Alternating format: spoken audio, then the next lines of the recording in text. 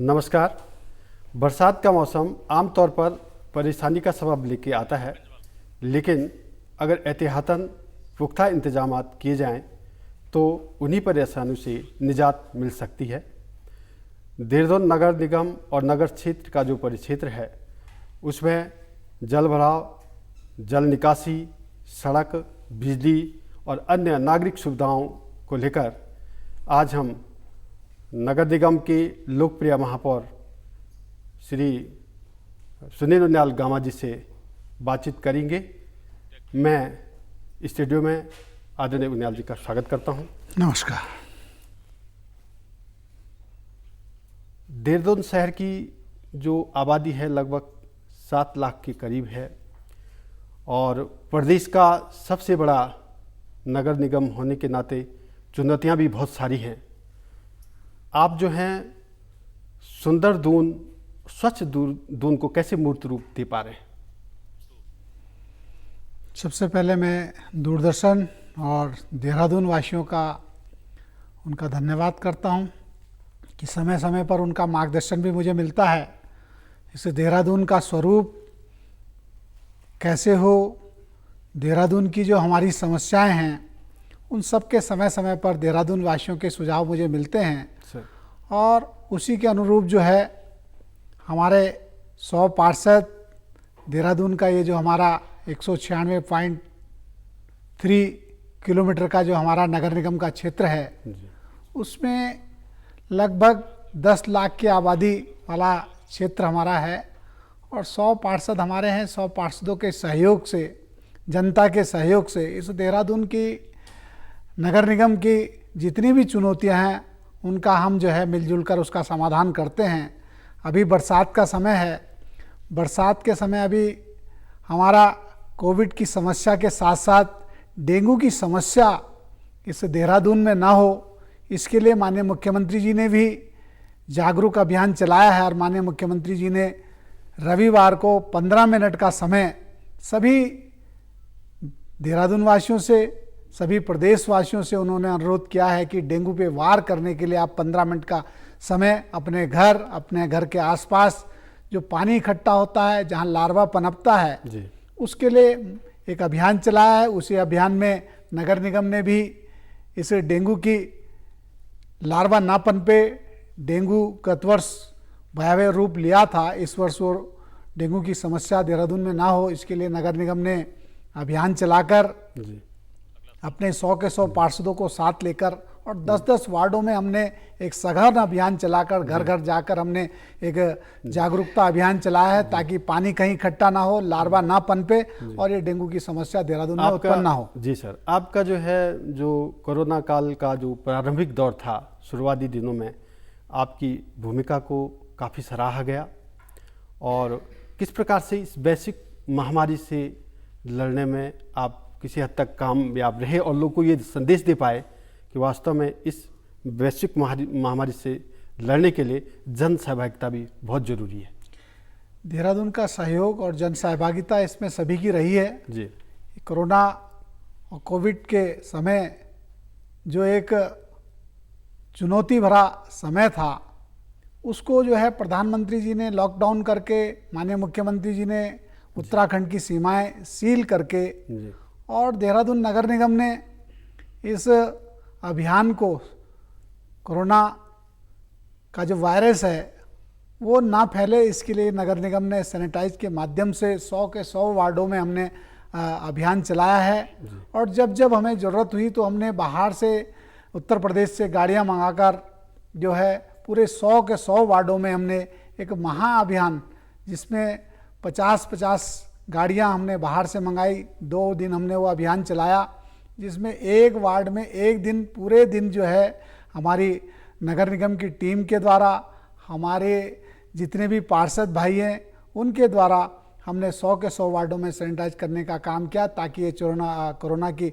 Chain टूटे और इस जो महामारी है इससे हम बच सकें। ये अभियान चलाया। 100 के 100 वार्डों में हमने पार्षदों को भी एक एक अपने सैनिटाइज की मशीन दी। उससे भी जो है हमारे जो वार्डों में, जो मोहल्लों में, गलियों में उस अभियान को भी हम चला पाए। जी जी बिल्कुल एक अच्छे शहर की जो विशेषताएं या पहचान मानी जाती है, अच्छी सड़कें, अच्छी निकासी, और इस समय तो देहरादून को स्मार्ट सिटी घोषित किए हुए काफ़ी वर्ष बीत गए हैं, तो उसको धरातल पर कैसे उतार पा रहे हैं? देखिए, स्मार्ट सिटी का काम चल रहा है। लॉकडाउन की वजह से कुछ उसमें विलंब हुआ है जी। लेकिन जैसे लॉकडाउन समाप्त हुआ, स्मार्ट सिटी के काम भी शहर में तेजी के साथ हो रहे हैं। इस समय बरसात का समय है, मैं सभी देहरादून वासियों से क्षमा भी चाहता हूं, लेकिन क्योंकि सर विकास कार्य हो रहे अभी हैं, भी अच्छा नहीं है शहर का, विकास कार्य हो रहे हैं जी। और कहीं कहीं गड्ढे हैं, उनसे मैं क्षमा चाहता हूं। लेकिन विकास के जो है हमारा प्रयास है कि देहरादून को हम जो है स्मार्ट सिटी के तहत जितने भी काम हो बहुत तेज़ी के साथ हों, चाहे पल्टन बाजार हो, चाहे सुभाष रोड हो, जितने भी हमारे देहरादून की जो मेन रोडें हैं उसमें स्मार्ट सिटी के द्वारा काम होना है और वो काम हमारा प्रारंभ है। बहुत तेज़ी से हम उस काम को कर रहे हैं। देहरादून की जितनी नालियाँ हैं, ये लॉकडाउन के दौरान जो है हमने जितने पानी की समस्या जहाँ जहाँ होती थी उनको खोलने का काम किया। उसमें जब लॉकडाउन का समय था, देहरादून में जो है आवागमन नहीं था, गाड़ियां भी बंद थी, तो हमने जहाँ जहाँ पानी भरता था वहाँ हमने इन दिनों जो है उन नालों को खोला है और हमने उसका एक टेंडर करके इसको अप्रैल माह से हमने इसको प्रारंभ किया था, ताकि बरसात के समय जो है जल भराव की समस्या ना हो। और जल भराव के साथ साथ जहाँ पानी इकट्ठा होता है, पानी नाले में जो है मलबा जमा होने से घरों के अंदर पानी घुसता है, तो हमारा प्रयास था कि अधिकतर नाले, छोटी नदियां हमने मैनुअल के द्वारा भी उनको साफ किया है। कई कई हमने 250 ट्रोलियां जो है हमने मैनुअल से निकाली हैं।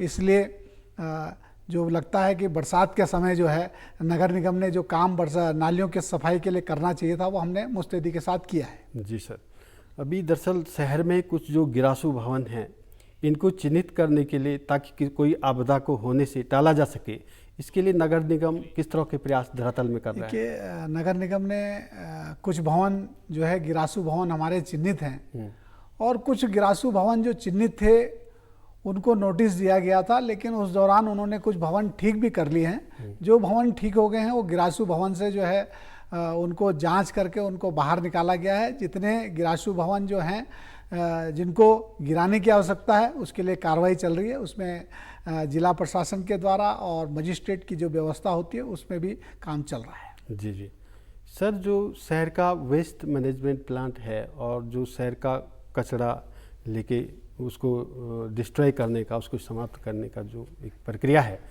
उसके तहत जैसे शीशम बाड़ा का जिक्र आता है, तो आमतौर पे जो वहाँ के स्थानीय लोग हैं उनमें भी एक हल्का सा ये रहता है कि वो प्लांट अपने आप में इतना सक्सेसफुल नहीं है। इसके बारे में आपका क्या कहना है सर? बिल्कुल आप ठीक कह रहे हैं कि जो हमारा शीशम बाड़ा में प्लांट है उसमें वेस्ट टू एनर्जी का प्लांट एक लगना था, वो नहीं लग पाया। इसलिए वहाँ जितना भी हमारा ये कूड़ा जाता है, जितना वहाँ इकट्ठा हो रहा है सर, और वो इकट्ठा होने की वजह से ही जो है वहाँ जो दुर्गंध आती है उसके लिए, लेकिन हमने उसका रास्ता निकाला है और दुर्गंध में हमने काफ़ी हद तक उसको कंट्रोल किया है और बहुत जल्दी उसका समाधान करेंगे। सर, एक अच्छे शहर की और सभ्य शहर का जो एक मानक ये भी माना जाता है कि वहाँ की प्रॉपर एक सिविल लाइन हो। तो देहरादून शहर को जब से नगर निगम बना तब से जो अन्य जो क्षेत्र, ग्रामीण क्षेत्र भी इसमें कुछ जुड़े हुए हैं कुछ भाग, तो क्या उनमें जो सिविल लाइन का जो वो है वो अभी तक कुछ मूर्त रूप ले पाया है? कि सिविल लाइन की बड़ी योजना है और एडीपी और अमृत योजना के माध्यम से, चाहे वो पानी की हो चाहे हमारे सीवरेज की हो, उस योजना के तहत हम नए क्षेत्रों में उसमें काम कर रहे हैं। अभी उसका मास्टर प्लान बन रहा है और अमृत योजना और एडीपी के द्वारा ग्रामीण क्षेत्रों में जो है पानी का काम युद्ध स्तर पे चल रहा है और शिविर का काम भी हम उसमें बहुत जल्दी उसको प्रारंभ करेंगे। सर, एक समस्या सर, देहरादून शहर में जो डेंगू है जिसका आप अभी भी जिक्र कर रहे थे, तो उसके लिए नगर निगम के स्तर पर किस तरह से जन जागरूकता अभियान चलाया जा रहा है ताकि लोग इस समस्या से निजात पाने में नगर निगम का सहयोग कर सकें एक जन सहभागिता के साथ? डेंगू के लिए नगर निगम ने, हमने मई माह से सैनिटाइज के साथ साथ जो है उसमें डेंगू के लिए जो फॉगिंग का काम करना था वो भी हमने प्रारंभ किया है। जून माह में भी हमने युद्ध स्तर पे उसको काम प्रारंभ किया है और जुलाई में भी वो काम चल रहा है। वार्ड में जो है हमने ये फॉगिंग के माध्यम से, ताकि न लार्वा पनपे और जो मच्छर हैं वो भी समाप्त हो सकें। इसके लिए भी नगर निगम ने वार्ड स्तर पे इसको अभियान चलाकर वार्ड में 10-10 वार्डों के हमने घर घर जाकर इस लार्वा और डेंगू की समस्या ना हो, इसके लिए भी हमने महाअभियान चलाकर इस समस्या के समाधान के लिए नगर निगम ने समुचित व्यवस्था करी है। जी, शहर की सर एक समस्या ये जो नदी के तट हैं उसमें अतिक्रमण को लेकर भी एक बड़ी समस्या इसको माना जा रहा है और एक चैलेंज है नगर निगम के लिए। और यहाँ पे ये भी संदेह रहता है कि किस तरह के लोग, बाहरी जो लोग हैं वो इसमें बस जाते हैं, तो उनको किस तरह से उनका ये ऐसा क्या मैकेनिज़्म डेवलप करे ताकि ये पता चले कि इसमें कुछ संदिग्ध लोग भी हैं या नहीं हैं, या कि जो मलिन बस्तियां हैं वहाँ इस तरह की गतिविधियां होती हैं। कई जो मलिन बस्तियों में ऐसी जगह थी, उसके नगर निगम ने कई बार उसको अभियान चलाकर जो है उन जो टेम्परेरी झोपड़ी टाइप की जो डाल देते हैं जिसमें असामाजिक तत्व जो है वहाँ रहते हैं, तो इसको हमने नगर निगम के द्वारा अभियान चलाकर उनको भी समाप्त किया है। और जो नदी और नाले जो मलिन बस्तियों का मामला है उसमें उत्तराखंड सरकार के द्वारा एक अध्यादेश आ रखा है, 3 साल के लिए वो अध्यादेश है, उसके बाद उसमें आगे की कार्रवाई करेंगे। और मलिन बस्तियों में जो हमारी 121 मलिन बस्ती अप्रूव्ड मलिन बस्तियां हैं उनको छोड़कर बाकी जगह चिन्हित का काम भी चल रहा है। जी जी, जैसा कि बिना सहभागिता के कोई भी काम संभव नहीं है, उसी तरह नगर की जो समस्याएं हैं उनमें जन सहभागिता के लिए और किस तरह के जन जागरूकता अभियान चलाए जा सकते हैं? देखिए, अभी नगर निगम ने इस प्लास्टिक के खिलाफ भी एक जन सहयोग जन सहभागिता के माध्यम से हमने एक बहुत बड़ा अभियान इसमें चलाया था। 5 नवंबर को हमने एक मानव श्रृंखला बनाई थी जिसमें 1,28,000 लोगों ने उस आंदोलन में जो है भागीदारी करके लोगों ने शपथ ली थी कि हम देहरादून में प्लास्टिक का प्रयोग नहीं करेंगे। लेकिन कोरोना महामारी के चलते जो है, जब प्रवासी भाई और जो ये हमारे कैंप लग रहे थे, तो सरकार ने उसमें कुछ दिन के लिए उसमें छूट दी है। उसको हम बहुत जल्दी जो है उसमें दोबारा निर्णय लेकर प्लास्टिक के जो हमने अभियान चलाया था वो स्थगित किया है, उसको समाप्त नहीं किया है। पुनः उस अभियान को हम चलाएंगे। इसमें जनता की जो सहभागिता, जो 1,28,000 लोगों ने उसमें सहभागिता करी थी, उनका जो संकल्प था उस संकल्प को हम जरूर देहरादून में पूरा करेंगे। और जो देहरादून से अगर प्लास्टिक मुक्त होगी तो ये नदी नाले जो चौक होते हैं उस समस्या से भी निजात मिलेगी। और जो पर्यावरण है, पर्यावरण को सुरक्षित रखने का काम भी हम देहरादून वासी इस प्लास्टिक का जो मुक्त करने का जो आह्वान है उसमें भी जो है हम देशवासियों को संदेश देंगे। जी, प्लास्टिक उन्मूलन के लिए क्योंकि अभी भी जो है काफ़ी समय से प्रशासन द्वारा, नगर निगम द्वारा इस तरह के प्रयास किए जाते रहे हैं कि प्लास्टिक लोग यूज़ ना करें, जैसे चाहे वो पॉलीथीन है चाहे कुछ है, उसके बावजूद भी दुकानों में अभी भी ये दिखता है। तो इसके लिए किस तरह का प्रयास हो कि लोग इस चीज़ से दूर होकर कुछ इस तरह के कपड़े के बैग और जूट के बैग लेकर सामानों को लाने का काम करें? देखिए, अभी नगर निगम ने जब ये प्लास्टिक मुक्त करने का जो अभियान हमने चलाया था उसमें हमने घर घर जाके 1 लाख पौधे, 1 लाख जो है थैले हमने बांटे थे ताकि पर्यावरण भी ठीक रहे और पर्यावरण के साथ साथ जो है ये जो प्लास्टिक जो जिसका हम प्रयोग करते हैं उसके विकल्प के तौर पे हमने कपड़े के थैले जो है घर घर बांटे थे। वो काम जो है कोरोना महामारी के चलते जो है बीच में जो है सरकार के द्वारा उसको स्थगित किया गया है। उस अभियान को हम दोबारा चला के जो है देहरादून से प्लास्टिक मुक्त करने का जो संकल्प नगर निगम ने लिया है उस संकल्प को हम जरूर पूरा करेंगे और देहरादून से प्लास्टिक जो है हमेशा के लिए मुक्त होगी, ये हमारा संकल्प है। सभी देहरादून वासियों का भी संकल्प है क्योंकि उन्होंने इतनी बड़ी जन सहभागिता के माध्यम से 1,28,000 लोगों ने 50 किलोमीटर की मानव श्रृंखला बनाकर जो उन्होंने संकल्प लिया था उस संकल्प को हम जरूर पूरा करेंगे। इस समय प्लास्टिक दिख रही है लेकिन भविष्य में प्लास्टिक नहीं दिखेगी, ये हमारा संकल्प है। जी जी, धरातल में बहुत सारे काम हो रहे हैं, बहुत अच्छे अच्छे काम आपके स्तर पे हो रहे हैं, लेकिन नगर के सौंदर्यीकरण का भी एक सवाल उठता है और सौंदर्यीकरण के लिए किस तरह के प्रयास किए जा रहे हैं? देखिए, नगर के सौंदर्यीकरण के लिए हमारे स्मार्ट सिटी के द्वारा भी काम हो रहे हैं। नगर निगम भी लगातार सौंदर्यकरण के लिए जो है, चाहे वेंडिंग जोन बनाने की व्यवस्था हो, चाहे गांधी पार्क को सौंदर्यकरण के साथ साथ जो है हमने वहाँ जिम बनाया, हमने वहाँ सिंथेटिक ट्रैक बनाया। ऐसी मिनी स्टेडियम हमारा अजयपुर में भी है, उसके लिए भी हमारा प्रयास है कि गांधी पार्क की तर्ज पे वहाँ ओपन जिम भी बने, सिंथेटिक ट्रैक भी बने, बैडमिंटन कोर्ट भी बने। इसके लिए जो है हमारा वहाँ काम चल रहा है और बहुत जल्दी वो काम भी पूरा होगा। घंटाघर का सौंदर्यकरण भी हमने किया है, जो वर्षों से जो घंटाघर का जो दिल है, धड़कन है, जो बंद हो रखी थी, घड़ियाँ बंद थी, उसको भी हमने चालू करने का काम किया है। घंटाघर की घड़ियाँ भी चल रही हैं, घंटाघर का दिल भी चल रहा है। पलटन बाजार का जो अतिक्रमण था उसको भी हमने जो है, जो वर्षों से जो अतिक्रमण हो रखा था, उसको भी हमने देहरादून नगर निगम के माध्यम से उसको अतिक्रमण को मुक्त कराया है।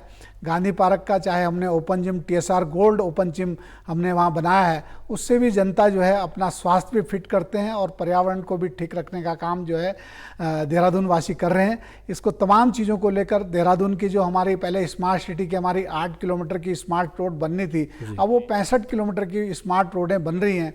उसमें जो देहरादून की हमारी मेन रोड की जितनी भी इलेक्ट्रिसिटी है तो मेन अंडरग्राउंड होनी है। अभी डक्ट का काम चल रहा है, ऐसी हमारा सीवरेज का काम भी चल रहा है, ऐसी हमारे जो नाले जो स्मार्ट सिटी के द्वारा बनने हैं। गांधी पार्क और परेड ग्राउंड का सौंदर्यकरण का भी काम हमारा स्मार्ट सिटी के द्वारा चल रहा है। देहरादून का हमारा संकल्प था कि हम देहरादून का स्वरूप बदलेंगे। देहरादून जो है भारतवर्ष की नंबर 1 सिटी कहलाए, नगर निगम जो है देहरादून का जो है सर्वश्रेष्ठ नगर निगम बने, इसकी हमारा संकल्प था। इस संकल्प को हम जरूर पूरा करेंगे।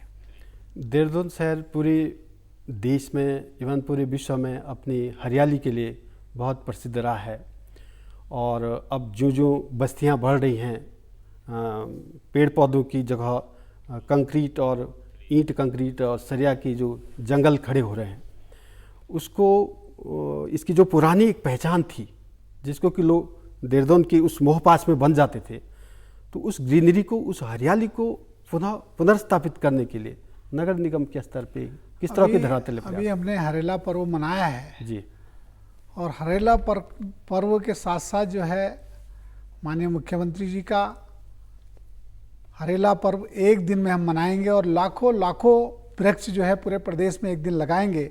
हमारा देहरादून का लक्ष्य था हम 2,75,000 पौधे लगाएंगे, लेकिन हमने 3.5 लाख पौधे जो है 16 तारीख को हरेला पर्व में लगाए हैं। गत वर्ष भी लगे हैं और मुझे लगता है कि हरेला पर्व में जितना उत्साह इस साल हमें देखने को मिला उतना उत्साह हमें नहीं मिला, क्योंकि गत वर्ष भी हमने कार्यक्रम किए थे। इस वर्ष जो है हरेला पर्व अभी चल रहा है। जहाँ जहाँ पेड़ हम कहीं से मंगवाते थे, इस समय पेड़ वहाँ उपलब्ध नहीं हो पा रहे हैं, क्योंकि 16 तारीख को 3.5 लाख से अधिक पौधे जो है शहर में लगे हैं। मुझे लगता है कि देहरादून वासियों का भी संकल्प है और माननीय प्रधानमंत्री जी का भी, माननीय मुख्यमंत्री जी का भी था कि हमने पेड़ ज़्यादा नहीं लगाने, एक पेड़ लगाएं लेकिन उसकी रक्षा करें। इसके लिए भी जो है देहरादून वासियों ने संकल्प लिया है और बहुत लार्ज स्केल पे जो है हमने देहरादून में वृक्षारोपण किया है। तो हरियाली जो हमारा हरेला पर्व था वो हरियाली देहरादून में पुनः लौट के आए, ऐसा संकल्प माननीय मुख्यमंत्री जी का भी है, हम देहरादून वासियों का भी संकल्प है, वो संकल्प जरूर पूरा होगा। प्रतिवर्ष इस तरह के पौधारोपण का कार्यक्रम चलता है। अहम सवाल यह है कि इन पौधों को रोपित करने के बजाय जो हमारी जंगल हैं, जो हमारे पेड़ पौधे हैं, उनको संरक्षित किया जाए। तो उस दिशा में नगर निगम की क्या प्रयास हैं कि जो हमारा पुराना वन क्षेत्र है, जो हमारे पेड़ पौधे हैं, उनको किस तरह से सुरक्षित किया जाए? इसके लिए सुरक्षित करने के लिए माननीय प्रधानमंत्री जी ने जो उजाला योजना, जो गैस जो निःशुल्क जो APL धारकों को जो है 8 करोड़ से अधिक लोगों को जो है निःशुल्क गैस वितरण किया है, उससे भी हमारे जो वन जो है, जो गरीब लोग जो है, जो लकड़ी जंगल से काट कर और अपने ईंधन का प्रयोग में उसको लाते थे, वो भी जब से प्रधानमंत्री जी की ये स्कीम आई है उजाला योजना के माध्यम से, उससे भी जो है हमारे वन और हमारे जंगल जो है कटने बहुत ज़्यादा कम हुए हैं। मुझे लगता है कि प्रधानमंत्री जी ने जो ये संकल्प था वो वनों की रक्षा के लिए था और वनों की रक्षा के साथ साथ जो है उसमें लोग भी बहुत ज़्यादा जागरूक हैं। पहले जो है लोगों के घरों के आसपास जहाँ पेड़ होते थे तो वो कट जाते थे, लेकिन अब जो है बहुत ज़्यादा लोगों के जागरूक होने से ये पेड़ नहीं कटते और इससे जो है हरियाली भी सुरक्षित रहती है, पर्यावरण भी ठीक रहता है। जी, एक जो स्मार्ट सिटी को लेकर लोगों के मन में एक जिज्ञासा बनी रहती है कि देहरादून शहर जब पूरी तरह से स्मार्ट सिटी बन जाएगा तो किस तरह की नागरिक सुविधाएं और बुनियादी सुविधाएं लोगों को और अधिक मिल जाएंगे, जो इस समय मिल रही है उससे भी बेहतर क्या मिलने वाला है? देखिए, देहरादून का जो स्मार्ट सिटी का काम है, जो हमारे अभी 10 वार्ड हमने उसमें चिन्हित करे हैं, वो पुराने जो पुराने मोहल्ले थे, पुराने वार्ड जैसे हमारा मच्छी बाजार, मन्नूगंज, इधर खुड़बड़ा मोहल्ला, ये 10 वार्ड उसमें लिए गए हैं और वहाँ भी मूलभूत सुविधाएं, चाहे शिविर हो, बिजली हो, पानी हो, ऐसी योजना के तहत जो है स्मार्ट सिटी का काम चल रहा है। माननीय मुख्यमंत्री जी का संकल्प है कि देहरादून वासियों को हम 24 घंटे जो है बगैर मोटर के पानी देंगे, तो उस संकल्प को भी हम जो है सरकार उसको ध्यान में रखते हुए उसको काम कर रही है और बहुत जल्दी जो है स्मार्ट सिटी का काम जो है भव्य रूप में आपको दिखेगा। और स्मार्ट सिटी जिस दिन काम पूरा हो जाएगा, देहरादून का स्वरूप भी बदलेगा, पलटन बाजार का स्वरूप भी जो है एक स्वरूपता में आएगा। ऐसा संकल्प जो है स्मार्ट सिटी के द्वारा देहरादून वासियों का सपना है, वो जरूर साकार होगा। जी, एक समस्या सर जो आम शहरों की है, जो ये आवारा पशु रहते हैं और आवारा पशु सड़कों में कई बार तो जाम लग जाता है, वो भी सड़क में बैठ जाते हैं, खड़े हो जाते हैं। तो क्या उत्तर प्रदेश की तर्ज पे, जैसे उत्तर प्रदेश में आवारा पशुओं को गायों के संरक्षण के लिए कोई योजना वहाँ पे धरातल में उतर रही है, अमली जामा उसको पहनाया जा रहा है, उत्तराखंड में और हमारी इस सबसे बड़े प्रदेश के महानगर में इन आवारा पशुओं से निजात पाने के लिए और उनके संरक्षण के लिए, ताकि वो सड़कों पे आवारागर्दी न करें, सड़कों पे न घूमते हुए न दिखाई दें, उसके लिए क्या किया जा सकता है? नगर निगम ने जो है हमारा एक कांजी हाउस जो है, जो डिफेंस कॉलोनी केदारपुरम में है जी, वो वहाँ संख्या ज़्यादा हो गई लेकिन जगह कम है। इसके लिए हमारे सेलाकुई में जो 80 बीघा ज़मीन हमारे पास थी, उसको भी हमने गौशाला के रूप में उसको विकसित किया है और वहाँ जितने देहरादून के जानवर, देहरादून के मवेशी, देहरादून की गाय, यहाँ के बछड़े जो भी मिलते हैं उनको सेलाकुई में भी ले जाते हैं। 2 प्राइवेट संस्थान यहाँ पर हैं, कड़वा पानी में और हरबजवाला में। वहाँ भी जो है 400 जानवर जो है वहाँ हैं इस समय, जो एक्सीडेंट और इस तरीके के जानवर होते हैं। वो एक एनजीओ के द्वारा उसको एक गौशाला वहाँ बनाई गई है, वहाँ भी नगर निगम के द्वारा उनको भेजा जाता है, ताकि शहर में जहाँ जहाँ ऐसी दिक्कतें आती हैं। लेकिन मैं पुनः एक बार देहरादून वासियों से अनुरोध करना चाहता हूँ, ये जो जानवर जो सड़कों में मिलते हैं वो हमारे द्वारा ही छोड़े हुए होते हैं। जब गाय दूध देना बंद कर देती है उसको हम सड़क में छोड़ देते हैं। मेरा उनसे भी अनुरोध है कि इस तरीके से जो है जानवरों को ना छोड़ें, और जानवर जब आपने पाला है, उसका दूध आपने लिया है, दूध पिया है, तो उसके अंतिम समय तक उसकी रक्षा करने का काम भी हम देहरादून वासियों का है। देहरादून का प्रयास है कि इस तरीके की जो घटनाएं, दुर्घटनाएं जो होती हैं वो ना हो, और देहरादून में जो है जानवर जो खुले में ना घूमें, इसके लिए नगर निगम की एक अलग टीम है। वो जहाँ जहाँ ऐसी दिक्कतें आती हैं, ऐसी ऐसी शिकायतें आती हैं, वहाँ हम उसको चाहे सेलाकुई भेजें, चाहे हमारा जो केदारपुरम में है वहाँ भेजते हैं। और जो एक्सीडेंटल और वो हैं, वो एक एनजीओ के द्वारा एक गौशाला बनाई गई है, वहाँ भी नगर निगम के द्वारा भेजा जाता है। इस तरीके के इसकी योजना में काम कर रहे हैं। अक्सर सड़कों को ठीक बनाने के लिए काफ़ी काम किया जाता है, लेकिन फिर भी देखने में आता है कहीं सड़क, कहीं पे गड्ढे दिखाई देते हैं, कहीं पे सड़क टूटी हुई होती बरसात में, वो कई बार दुर्घटना के भी कारण बनते हैं। तो इससे निपटने के लिए क्या कारगर कदम उठाए जा सकते हैं ताकि इस तरह की अनहोनी न हो? देखिए, माननीय मुख्यमंत्री जी ने गड्ढा मुक्त प्रदेश के लिए गत वर्ष भी उन्होंने आदेश दिए थे। बरसात के समय में कोई भी गड्ढा नहीं दिखना चाहिए। अगर गड्ढा दिखेगा तो उसमें जिस भी संबंधित सड़क जिसकी पीडब्ल्यूडी की है तो उस पर कार्रवाई की जाएगी, सिंचाई विभाग की तो उन अधिकारियों पर कार्रवाई की जाएगी। माननीय मुख्यमंत्री जी का भी कड़ा संदेश है। नगर निगम के द्वारा जहाँ जहाँ नगर निगम की सड़कें हैं वहाँ भी हमारा प्रयास रहता है कि जहाँ गड्ढे हैं उनको, चाहे हम उसको बजरी के द्वारा भरें, चाहे उसको कोर्सन डालें, ताकि दुर्घटना ना हो। इसके लिए भी जो है समय समय पर यह अभियान चला के इस काम को किया जाता है। क्या सर, एक सर नगर निगम प्रत्यक्षतः आम लोगों से जुड़ा हुआ है बुनियादी मसलों को लेकर, और इन बुनियादी मसलों को लेकर उनकी एक अपेक्षा सबसे पहले नगर निगम पे वो टकटकी लगाए रहते हैं कि प्रशासन, जिला प्रशासन, तहसील तहसील, ये बात की बातें हैं। तो उसके लिए उनकी अपेक्षाओं पे जो आम लोग हैं, उनकी जो बुनियादी मसले हैं, उनकी अपेक्षाओं पे नगर निगम किस तरह से अपने को खरा उतार पा रहा है, किस तरह से, मतलब? देखिए, नगर निगम में अभी हमने 100 के 100 वार्डों में जी अपने पार्षदों के माध्यम से, जी अपने मेयर कोटे के माध्यम से, जहाँ नाली की आवश्यकता है, जहाँ सड़क की आवश्यकता है, हमने अभी 1-1.5 साल के अंदर अंदर करोड़ों करोड़ों रुपए के काम हमने इस विकास कार्य के लिए किए हैं। जहाँ नाली की समस्या है, जहाँ सड़क की समस्या है, उसका समाधान किया है। कहीं सामुदायिक भवन बनाने हैं, कहीं जो है जहाँ पानी भरता है उसमें सॉकपिट बनाने हैं। ऐसे तमाम कार्य करिए। अभी नगर निगम के द्वारा जो है 3000 पोल जो है 100 के 100 वार्डों में लगाए गए हैं, जहाँ रात में अंधेरा होने के कारण जो है ना वहाँ लाइट थी ना खंबे थे। तो 3000 पोल हमने अभी नगर निगम के अपने पार्षदों के माध्यम से लगाए हैं। नगर निगम का संकल्प है कि जो शहर में सुविधाएं मिलती हैं वो ग्रामीण वासियों को भी मिले। उसके लिए भी हमने अलग से जो है व्यवस्था बनाई है, ताकि उनको नगर निगम में आने के बाद जो सीमा विस्तार हुआ है उन्हें ऐसा ना लगे कि हम जो ग्रामीण क्षेत्र के लोग हैं वहाँ उपेक्षा हो रही है। तो हमने वहाँ बजट भी हमने अलग से दिया है। इसमें भी नगर निगम काम कर रहा है। जी।